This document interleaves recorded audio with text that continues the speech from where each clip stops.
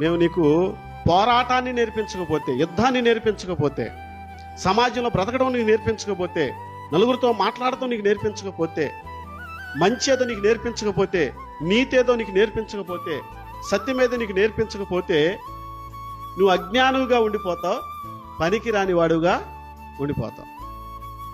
ఈరోజు ఇశ్రాయేలు యొక్క ప్రజలు దేవుడే వారికి యుద్ధాన్ని నేర్పించాడంటండి. ద్వితోపదేశకాండంలో ఒక మాట ఉంటుంది, ఏమంటాడంటే, ఒకడు 1000 మందిని తరుమును, ఇద్దరు 10,000 మందిని తరుమును. సాధ్యపడిద్ది వాళ్ళకి ఇది? యుద్ధం చేస్తాంట. ఒక వ్యక్తి, ఇజ్రాయేలు ఒక వ్యక్తి కత్తి పెడితే ఎంతమంది తరుగుతారంట? 1000 మందిని.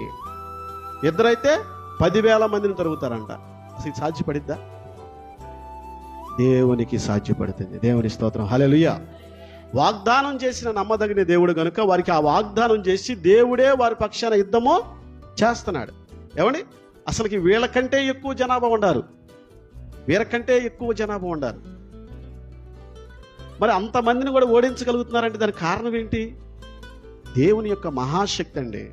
అందుకని దేవుడు చెప్పాడు, ఒకడు 1000 మందిని తరుమును, ఇద్దరు 10,000 మందిని తరుమును. ఆ పోరాట పటిమను దేవుడు తన ప్రజలైన వారికి నేర్పించాడు. భౌతికంగా ఎలా బ్రతకాలో, ఎలా నీతిగా జీవించాలో, ఎలా శత్రువును ఓడించాలో దేవుడే వారికి యుద్ధాన్ని నేర్పించాడంట. దేవుడే నేర్పించాడు. పోరాటము నేర్పించే దేవుడు. దేవుని స్తోత్రం, హల్లెలూయా. అందుకని దావీదు తన జీవితంలో ఏమని కనుగొన్నాడంటే, నా బలము చేతన కాదు కానీ, నా శక్తి చేత కాదు కానీ, దేవుని శక్తి చేతనే, దేవుని ఆత్మ ద్వారానే శత్రువులు నేను జయించగలుగుతున్నా, శత్రువులు నేను ఓడించగలుగుతున్నా. ఇది నా బలము, నా జ్ఞానం అయితే కాదు. అందుకని 44వ కీర్తన 144వ కీర్తనలు అంటున్నాడు, అయ్యా నాకు యుద్ధము నేర్పించిన వాడవు నీవే, నా చేతులకు పోరాటమును నేర్పించువాడవు. చూడండి, దేవుడే నేర్పిస్తామన్నాడంట. గొలియాతుని ఎవరండి అనుకుంటున్నా? ఎవరు చంపారనుకుంటున్నాం? మనం అందరూ దావీదు చంపాము. కానీ దావీదు పక్షాన దేవుడే యుద్ధము చేశాడు. ఆ మాట దావీదే అంటున్నాడు, యుద్ధము యెహోవాదే, నేనైతే చేయలేను, నేను అనుకునే చిన్నవాడిని. ఆ యుద్ధంలో నేర్చుకోవాల్సిన ఒక నీతి ఉంటుందండి. 5 నున్నని రాళ్ళు ఏటిలో ఏరుకున్నాడంట. ఏరుకొని ఆ వడిసెలో పెట్టుకున్నారు. ఇప్పుడు కూడా ఆ వడిసెలు వాడుతున్నారు. ఆ వడిసెలు భలే ఇంత బారునుండే, ఇంతలా రాయి పెట్టేసినా కానీ తుపాకి గుండిలాగా వెళ్ళిద్దంట.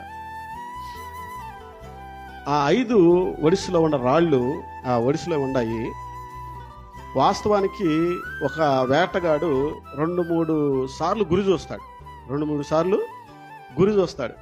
ఒక రాయి మిస్ అయితే ఒక రాయి, ఇంకో రాయి మిస్ అయితే ఇంకో రాయి, ఇంకో రాయి మిస్ అయితే ఇంకో రాయి, అట్లా వేటగాడు రాళ్ళు వాడతాడు. కానీ దావీదు 5 రాళ్ళు తీసుకున్నాడు. దావీదు యొక్క స్వభావ స్థితిని బట్టి 5 రాళ్ళు తీసుకున్నాడు. దావీదు ఒడిశలో ఎప్పుడు కూడా ఆ ఒడిశలో రాళ్ళు ఉంటాయి. ఎందుకు ఉంటాయి అంటే, గొర్రెలు మందను కాసేటప్పుడు తోడేళ్ళు కానీ, లేకపోతే పులులు కానీ, సింహాలు కానీ, ఎలుకబంట్లు కానీ వస్తే ఆ ఒడిశతోనే కొట్టేవాడు కొన్నట్లని, దగ్గర రానియకుండా. ఆ విధానంతోనే దావీదు ఒడిశలో 5 రాళ్ళు పెట్టుకున్నాడు. దాని ఆత్మీయ అర్థాన్ని వర్ణించినప్పుడు చాలా బాగుంటుంది. ఏమంటుందంటే, ఈ మిగతా 5 రాళ్ళల్లో 4 రాళ్ళు ప్రార్థన చేస్తున్నాయి అంట. ప్రభువా ఈ రాయిని నీవు వాడుకో. ఏం చేస్తున్నాయంట? ప్రోత్సాహిస్తున్నాయి. 5 రాళ్ళల్లో ఒక రాయి తీసుకున్నప్పుడు మిగతా 4 రాళ్ళు బాధపడతాయి. అవునా, నన్ను వాడుకోలేదేంది దేవుడు, నన్ను వాడుకోలేదేంది. కానీ ఈ 4 రాళ్ళు ప్రార్థన చేస్తున్నాయంట. ప్రభువా ఈ రాయి గురి తప్పకుండా ఆ శత్రువుకు తగిలి వాడు చనిపోవాలని ప్రార్థన చేస్తున్నాయంట. ప్రోత్సాహం అంటే ఆత్మీయతలో ప్రోత్సాహం, ఐక్యతలో ప్రోత్సాహం, దేవుని పనిలో ప్రోత్సాహం. ఆ ప్రోత్సాహాన్ని ఇచ్చినప్పుడంట ఆ వాడబడే రాయికి శక్తి వస్తుందంట. దేవుని స్తోత్రం, హల్లెలూయా. ఏమండి, శక్తి వస్తుందంట. ఆ రాయి ఆ శక్తితో, ఆ శక్తి అంటే దేవుని శక్తితో, ఏమండి దేవుని శక్తితో గురి తప్పకుండా ఏమండి గొలియాతుకి తగిలిందంట. దేవుని స్తోత్రం, హల్లెలూయా. ఒక్క రాయికే పడిపోయాడు, ఒక్క రాయికే పడిపోయాడు అంతే. దేవుడు కొడితే పడిపోతారు అంతే.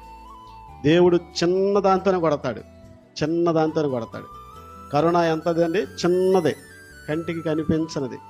దేవునికి ఆయుధాలంట చాలా చిన్నవంట.